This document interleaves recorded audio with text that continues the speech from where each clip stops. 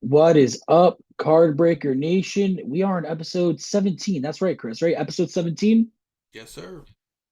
Damn, it's been a journey. Some people in some shows, some people out of some shows. As you see today, Tom's not in, Danny's not in. Danny's feeling a little bit under the weather, and Tom has his son's football banquet. So just going to be me and CK rocking today. How are you doing, CK?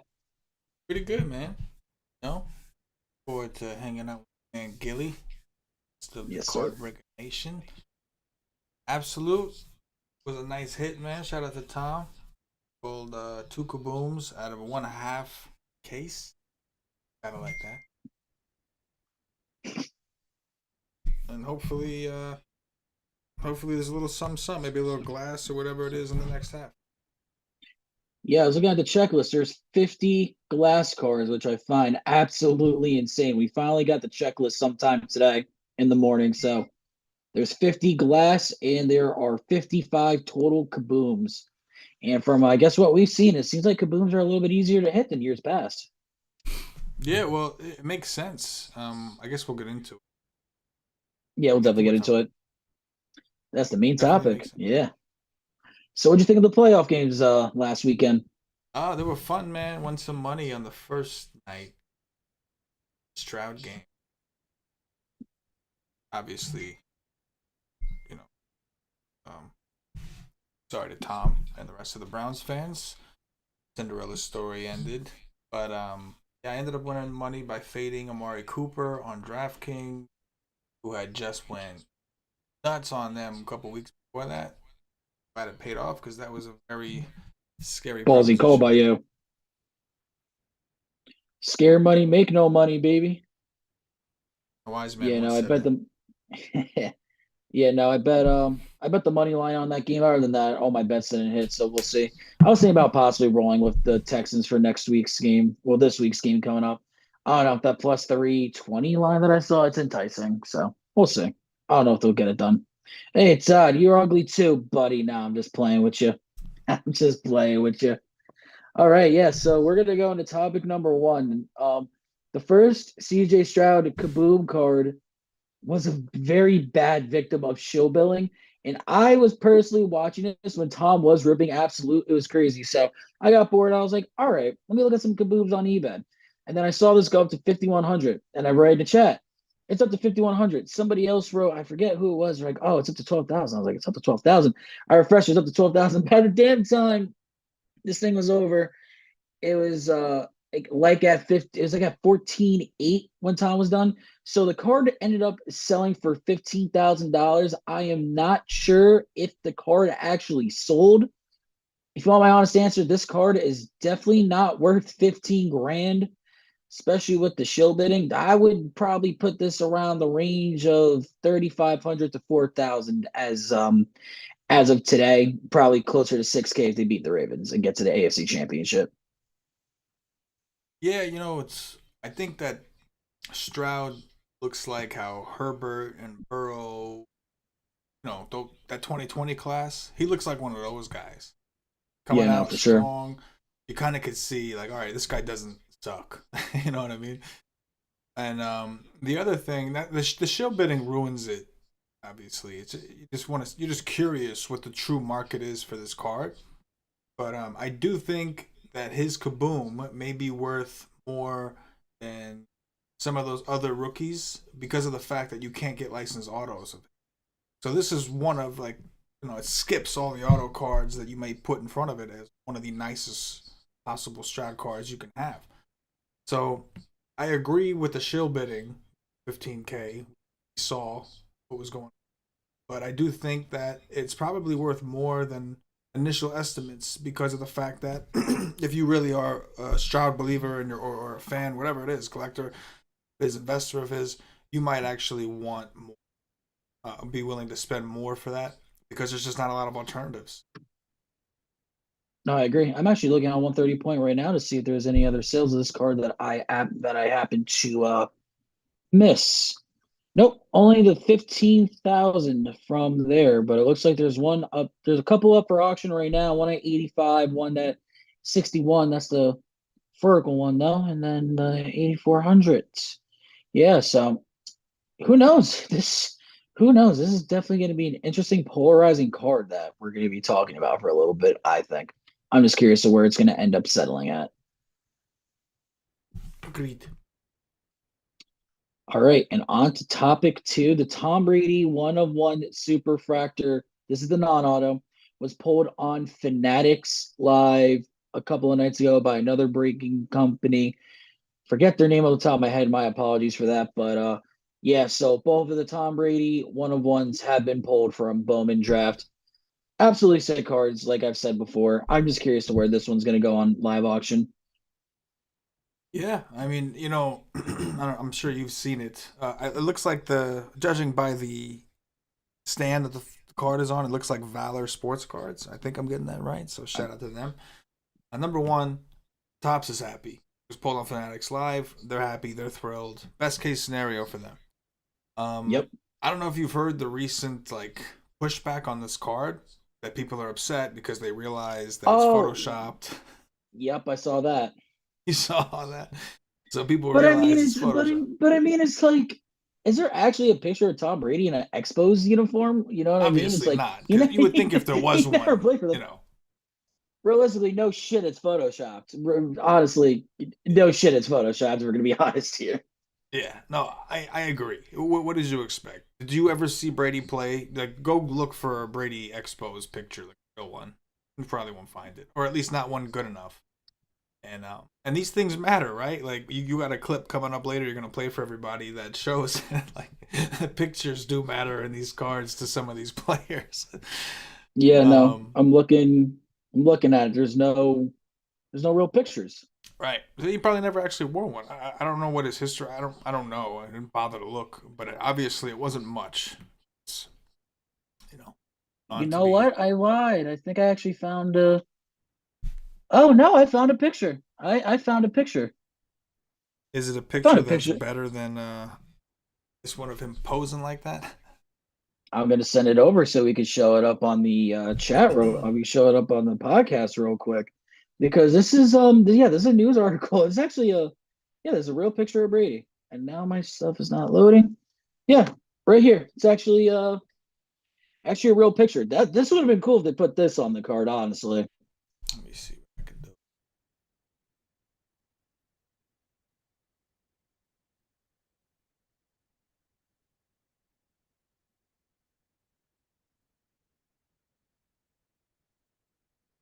Check that out. Is that really him though? I think so. I mean, it looks exactly like him. So was he a pitcher? I thought he's a catcher, but yeah, no, that's definitely interesting. Brady Donnie. That doesn't even look like Brady, bro. You know, I could be wrong. Look at that face. That does not look like Brady. He said I Well, was a that's decent Brady right there. catcher. Wait. Yeah, wait, scroll down the picture, see what it says. Brady Doning. This is probably He has. It's not even about this specific picture. I'm just curious about I yeah. don't think that's him. Like this is him. The Montreal. He wore that because he was at the Tops event. But this dude pitching, that is not Tom Brady. I gotta look more into that. I gotta definitely look more into that. I could be yeah, I could be wrong there. It does look what do you guys think? Do you think it looks like Brady or not? There's no way. It could be. It could be. It's like a 50-50 right now. All right. So on to topic three. Shout out to Collector Brews Guru, aka Eric Whiteback on Twitter. This is a very interesting one in my personal opinion because this is a lot of speculation here, and he even said it too. So I'm going to read exactly his words. This first card symbol is super interesting here.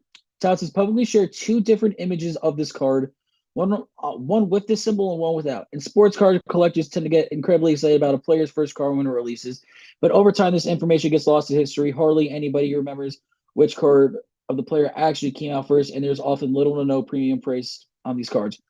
In what is seemingly an ever growing pool of sets, inserts, and parallels to collect, this would be a great way to distinguish a player's first rookie card from the rest of the rookies. Do you like this idea? And do you think we'll actually see it happen?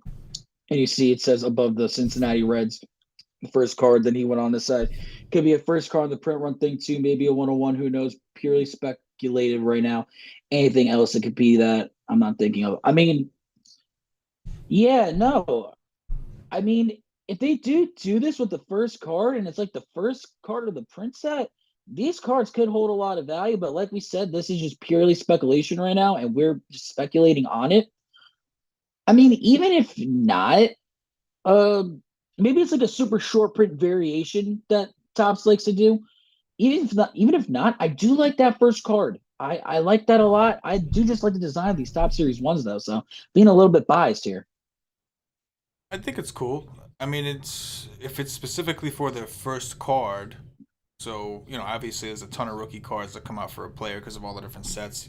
You're going to take like Yeah. this product here, like Topps Chrome or Topps whatever paper products and Yes, throw sir, that on Rob. there.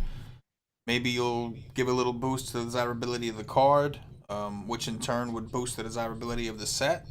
So, things like this, I think it's cool. Like it shows that they're trying to listen to collectors to see what they want and they're trying to cater. Not everything could work out. Not everything the collectors want would be good for the hobby, but they're trying. So props to them for, taking some feedback and trying to listen to their customers. Totally agree with that. So on to topic number 4, this is a Brady show. It's just a Brady show. That's what it's gonna be. The Brady 101 Montreal Expos card officially sold for $158,000 and 158,600. Yeah, 158,600. It is the all-time record for any Expos card. Um, Surprisingly, this sold for a lot less than I thought it would. I thought we'd see at least 250, 300. But that's the new market of cars that we are in now. I mean, $158,000, that is still a lot of goddamn money. Don't get me wrong. But like you have said multiple times before, is this the last time we're going to see Tom Brady in a top set signing cards? We don't know. So honestly, I think with that uncertainty is why this card hasn't sold as much as I thought. Yeah, and also you consider that there was the bounty out for the 12 out of 25, right? So the Yeah, 500K still bounty. not pulled too.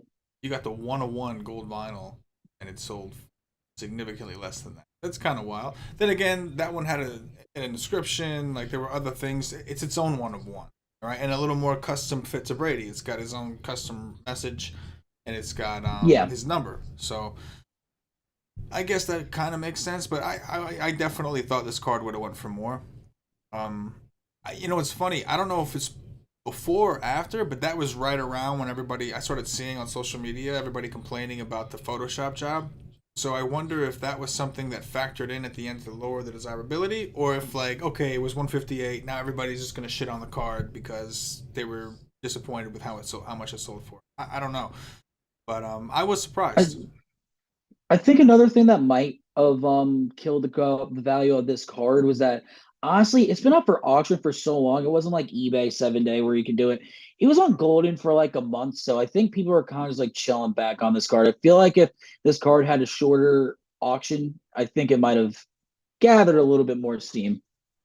Yeah, I mean, we'll see how much when Brady obviously gets his induction and all that, and we get the Brady documentaries like we did for Jordan. All that shit's coming. So once we get all that stuff, Yeah, they have one. how They much have is one this coming card on gonna go app. for then? Yeah, I know they have a Brady documentary, I think, coming on Apple soon. And another thing with Brady is that he's going to be on Fox. He's going to be the Yeah. number one announcer. He's taking Greg Olson's job, so he's going to be in the limelight. He's going to be around. So yeah, it's going to be very interesting to see. All right, so we're on to topic number 5. We're just going to roll the clip.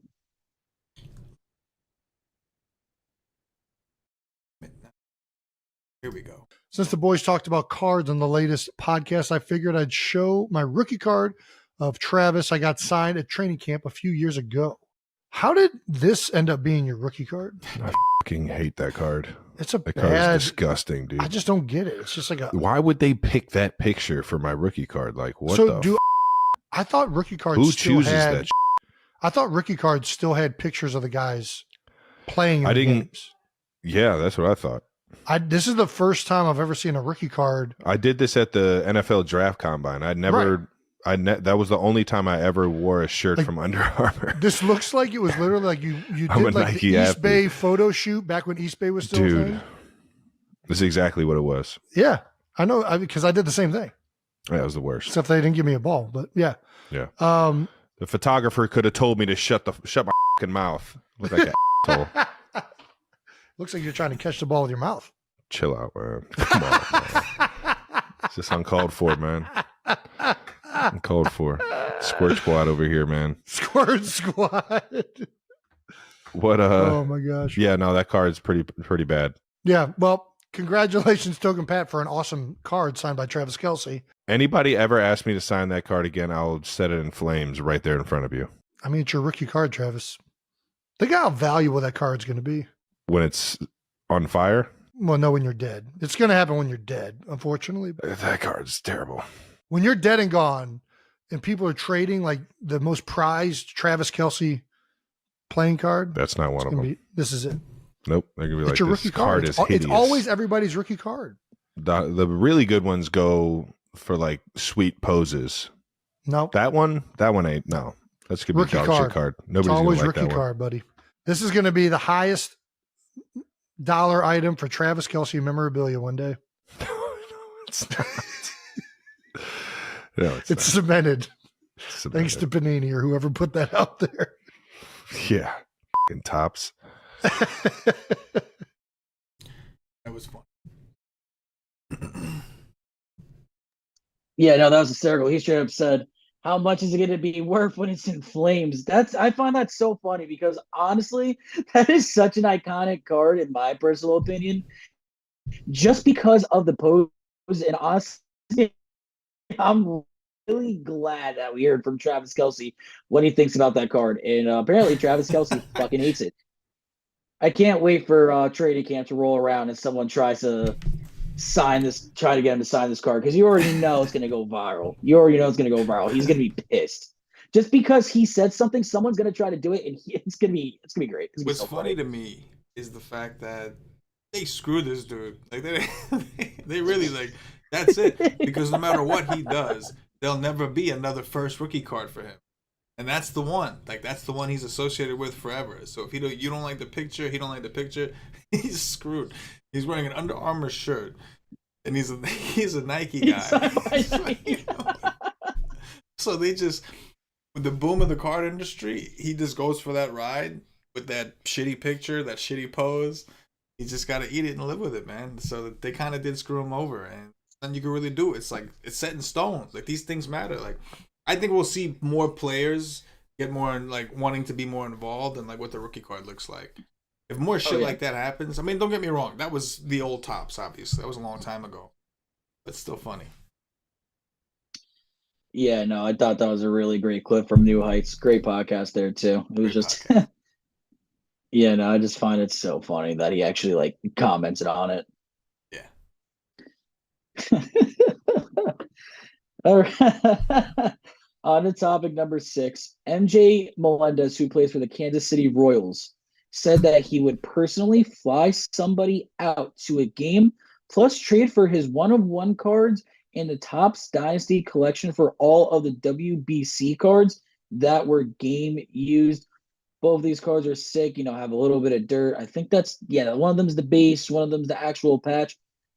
Shout out to MJ Melendez, man. Shout out to MJ Melendez. That's a nice act. That's just a nice act of kindness. And it's cool for the hobby, too. He's good too. I know it from playing fantasy baseball, man. He could ball, man. He's good, and it makes these things fun. Obviously, these things mean a little more to him.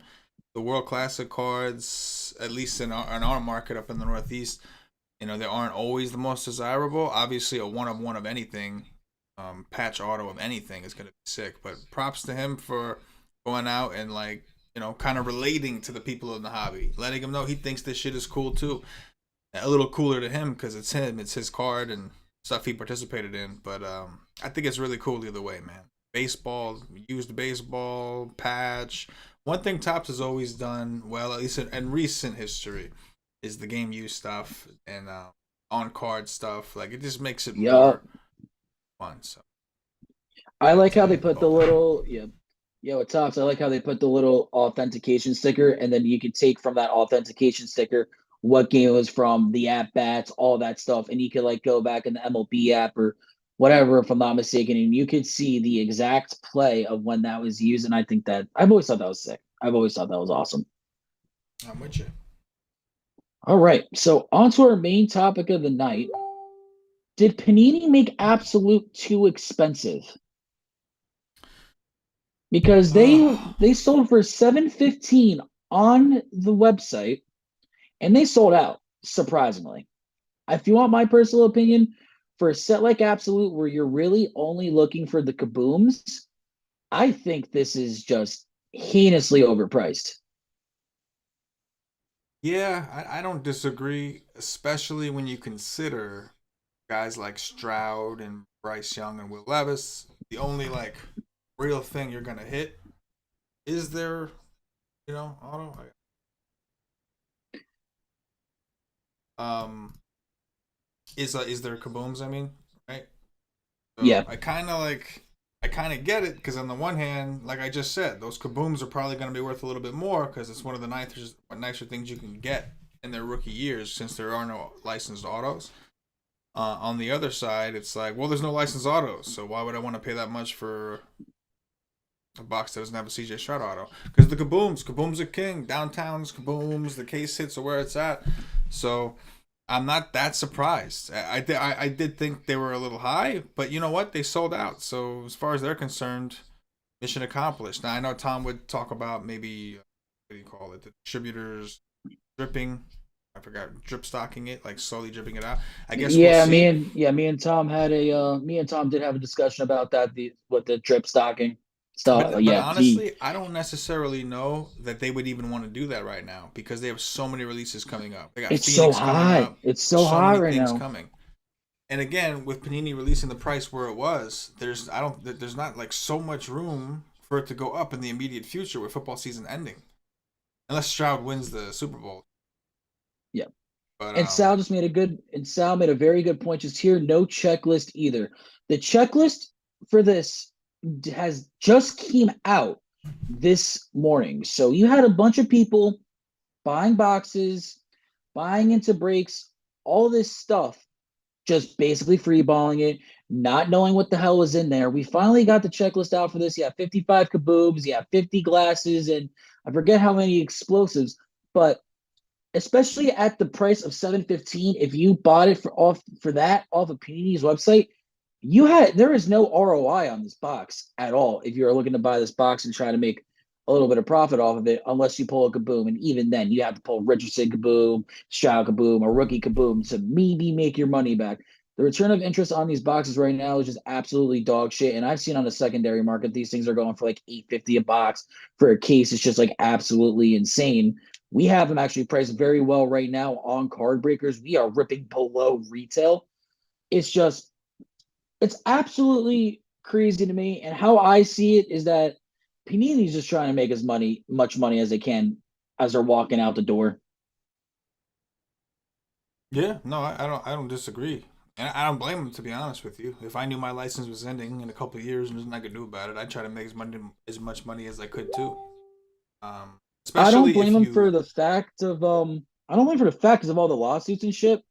They're just kind of like big dick swinging, and they're like, yeah, we're still the king of cards. We could charge whatever you want, and the consumer's still going to buy it because you want their rookie cards. That's just what they're doing. It's just a dick swinging contest at this point. well, it's also about trying to raise the valuation of your company because Mm-hmm. they're even if they don't sell the tops, there might be someone else that might be interested. It's some billionaire that thinks he could go around the licenses. Who knows? So it's about before they're at that position where they're ready to sell, getting their valuation up. So again, with this, the problem with Absolute is the actual cards themselves, outside of kabooms and glasses and explosives, whatever, aren't as desirable. Like they're cool. I like them personally. I think they're cool, but it's not like they have the highest resale value. Yeah, it's dog Out there. shit. If we're gonna be completely frank, it's not the best. So, But the Kabooms are king. I get it. They got a great product with the Kaboom, and they added more Kabooms, right? You saw the checklist. Think you were getting to that next. Oh yeah, we could get up to the checklist. Yeah, I'll read off the checklist actually. I was not planning on doing it, but you know what? We got some time. There's a little bit of a shorter show, so yeah, we'll go we'll look at the Kaboom checklist. And if you want, I'll send it over to you as well so we can look at it together.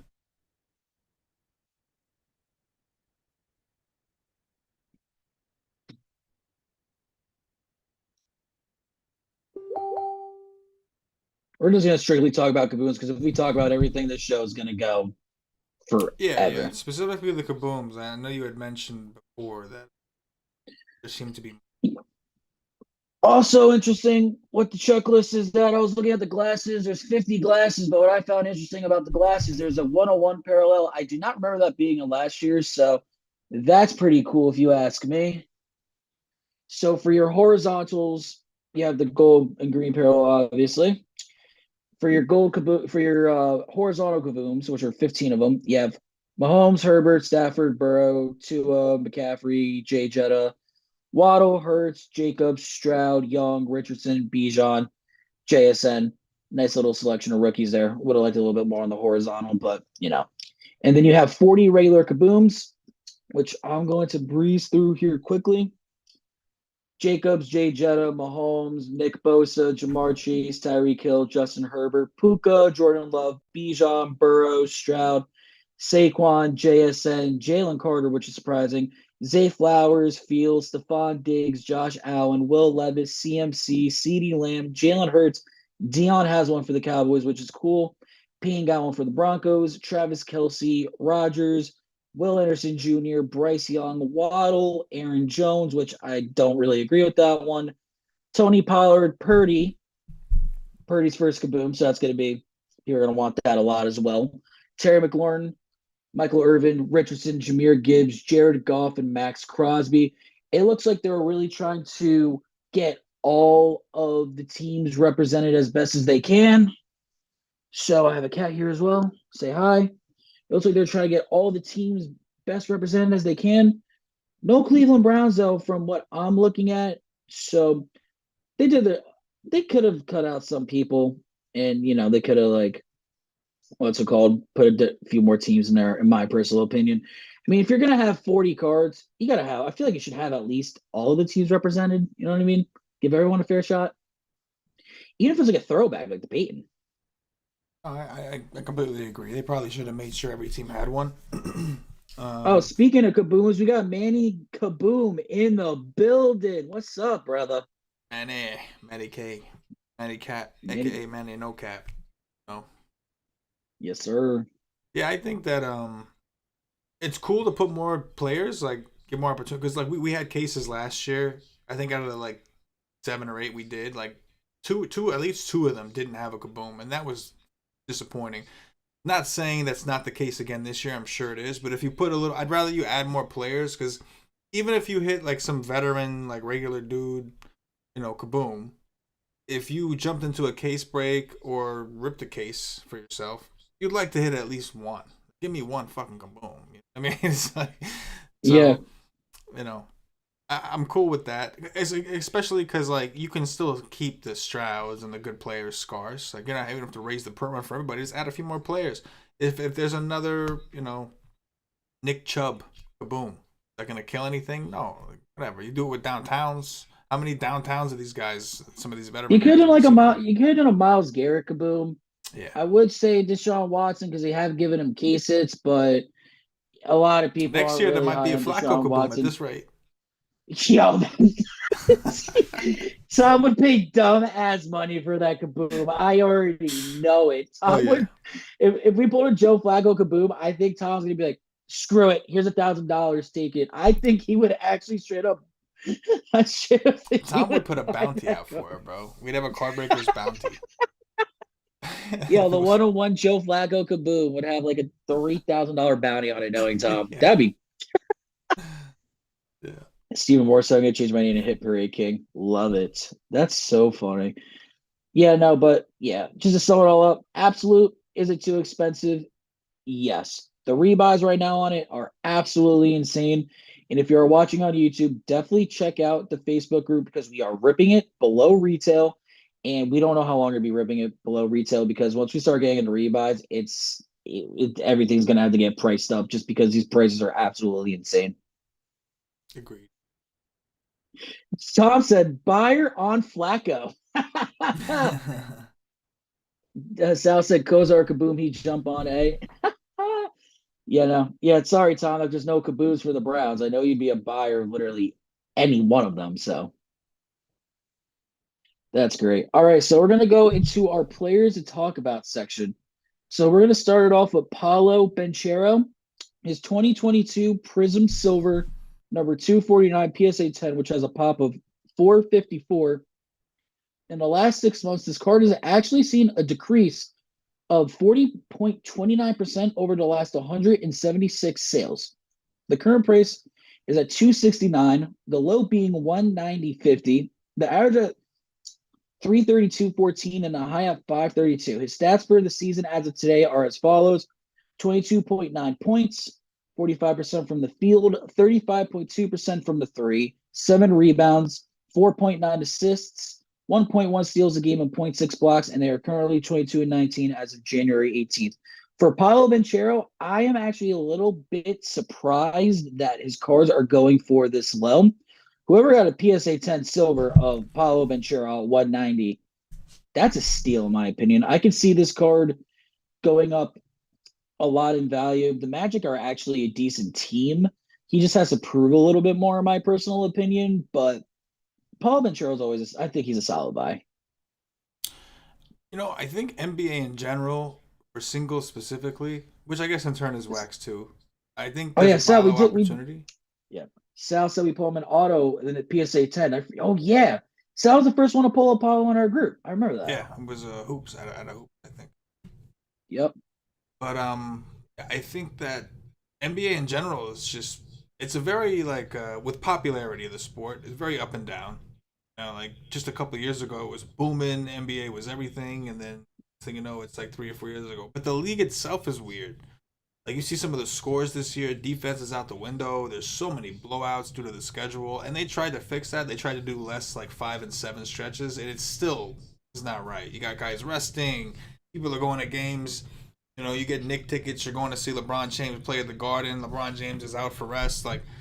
There's so many up and down issues the NBA has to fix and hasn't really found that balance for it. It's tough because they're trying to play so often and so many games in a year, but it is an exhausting sport. It is a tiring. It's not it's not football, but it sure as hell ain't baseball. You know what I mean? So wait, no, bro, it is football. You didn't see what LeBron did to Kyrie last night? Did you happen to see that?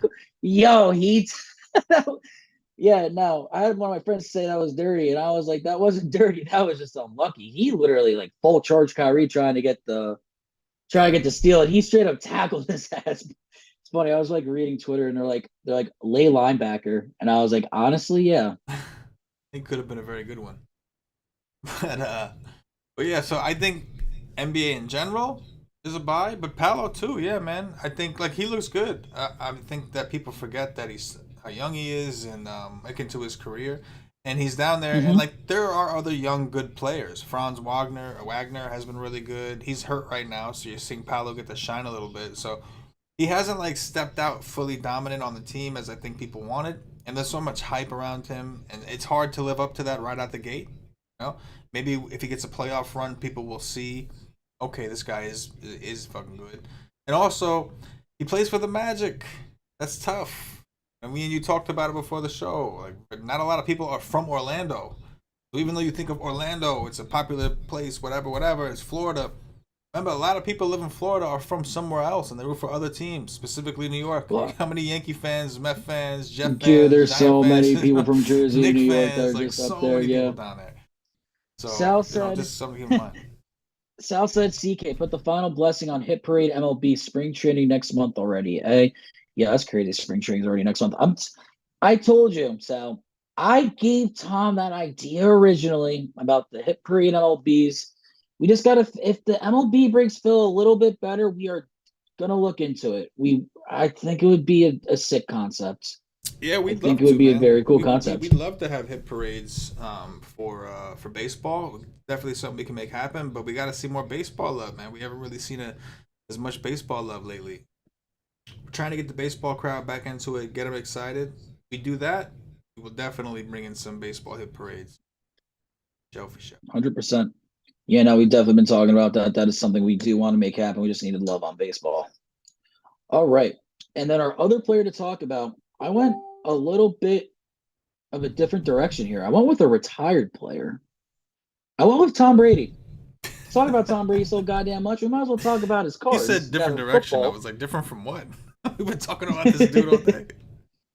Yeah, no, like, retired. So his 2000 Bowman, number 236 PSA 10, there's only a pop of 468 over the last 6 months, has seen a growth of 10% over the last 22 sales. The current price is at 52.99, the low being 43.20, the high at 7,000, and the average around 53.85. If you're buying Tom Brady, it's at this point, if you're buying Tom Brady, you are looking into more of a quote unquote safe investment, as I would like to call it. He's already retired. You'll probably see. Well, I got to be really. This is gonna get dark, but I'm gonna be real as shit here. When you're gonna see a boom on Tom Brady rookie cards is when he gets into the Hall of Fame, obviously, and the other time you'll see a big boom is when he dies. God forbid, God forbid. But that's really how the card market is.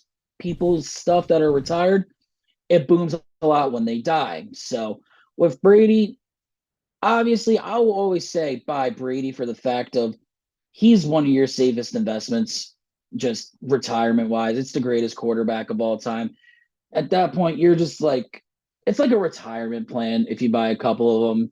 You know, that's how I personally see it. Yeah, and It's you like a also stock. mentioned his Fox stuff. Depending on how good or bad he does, I know when Romo did his first game and he killed it, and everybody was like, "Oh damn, man, this dude's the shit." I'm sure there was a little bit of a boost in his memorabilia cards, all that shit. Yeah, no, I totally agree with you. Yeah, so in my personal opinion, yeah, Tom Brady, I think, is a buy. It's going to be very interesting. It's going to be interesting to see him on Fox. Do you think he's going to be good as an announcer? I don't know, man. He's always been. I have no idea what to expect. Like Brady seems like a nice dude. Like he's got that competitive, you know, assholeness to him, which you always want to see in winners. But he's also got like a Yeah. real soft side. Like you saw the shit with AB.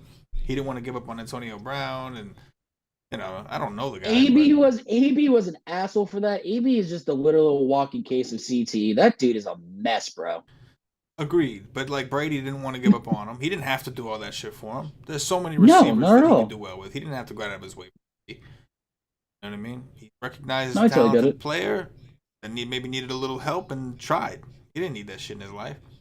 But Yeah, Sal listen. said, I yeah, spent my entire fandom hating Tom Brady as a Jet fan. But when I take a step back from the fandom and just look at overall what he's accomplished and what he's done, I mean, say what you want about Belichick. I'm not hating on Belichick, even though I do dislike him, genuinely. After he spurned the Jets, turned down the job when Parcells left, whatever. But Brady did it without Belichick, right? Like, granted, he went to a really good fucking team. He had Evans and Godwin. It's not like he went to nobody. Bruce Arians, an accomplished coach, but Belichick didn't, right? And I think part of that is because Brady is willing to be part of a team. He's willing to go somewhere and like be part of something, whereas Belichick seems to be hung up on all I need is me and what I do. He has no accent. I have no idea why I'm throwing an accent on him, but it ow, just seemed like I the have a right cat. thing to do at that time. Yeah, I have my cat biting me right now. This is not fun. Gilly the cat man. I mean, yeah, Gilly the cat man dealing with a crazy ass cat right now. But yeah, I'm with you on the buying. I would buy Brady. Why not? It's just a hold. I don't know about flipping because like if you're gonna flip Brady, that's kind of subjective to market, right? Because like you said, there's not really a ton going on that's gonna affect his pricing right now. But if the general card market goes up, then it's going to be worth more. And Brady, one thing about Brady is like somebody always won. I'm here, so No, I know. Somebody always I won. had to leave my cat out. he was going crazy. I had to give him treats. Yeah, you look like you were Alright, getting so a we're little good. intimidated there. I was starting to No, ask no, you, I'm like, not gonna yo, lie. you good? He's like he's like an indoor outdoor cat. I was trying to keep my cool, calm, and composure. He's like sitting on the desk. He's like biting my hand. Yeah. So what were Telling you you what's up. saying? He's giving you the business, bro. No, he was. He was. All right, You should we know, get like you into said the though. hits? Yeah, we should get into the hits. We should get into the hits after that little debacle I just had there. All right. So for our hits, at number 5, we have the 2020 Panini Donruss Optic Purple Shock Jordan Love PSA 10 out of our hit parades. Great time to have Jordan Love right now. Fantastic time to have Jordan Love. Do I think they beat the 49ers? Probably not, but Jordan Love's going to be one of those that you're going to see his guards like skyrocket in August, July, just all the postseason, preseason hype, all of that. At number 4, we have the Tua Contenders Optic Auto out of Ever Hit Priest 2. I forget what this one was number 2 off the top of my head. Super sick card though. Tua is gonna have probably they'll make another deep playoff run. I would hope next year. Well, I think that I would hope they make a deep playoff run next year. This year, obviously, they didn't really do that well. At number They were just so banged up. 3, they were so banged up. Oh yeah, the 2 was out of 50. At number 3, the Paul Skeens Gold Stained Glass Auto to 50. This car was absolutely insane. Paul Skeens, in my opinion, is probably going to be one of the top MLB pitchers when he starts coming up and doing his thing. This dude's a beast, bro. And then at number 2, we had the Justin Herbert Kaboom from 2023 Absolutes. And then from the same exact goddamn break, same exact goddamn half case, the Jackson Smith Jigba Kaboom. Absolute bangers there. Absolute bangers. I mean, the Kabooms are sick, man. They're so cool. Hell yeah, bro. Hell yeah. And there's like layers to it. It's like they're hard to grade because of the pattern. So they're hard to get a good grade. So like the whole presentation, the whole idea of it, the shininess, the card, it's just sick. The rookie Kabooms in particular are just like some of the coolest cards out there. I agree. All right, so we're gonna go into our picks of the week, and then we're gonna head off here. CK, we'll go with you first for your pick of the week. I'm not trying to get no hate from my Packer fans. Love my Packer fans out there, but I think the Niners are gonna roll them, man.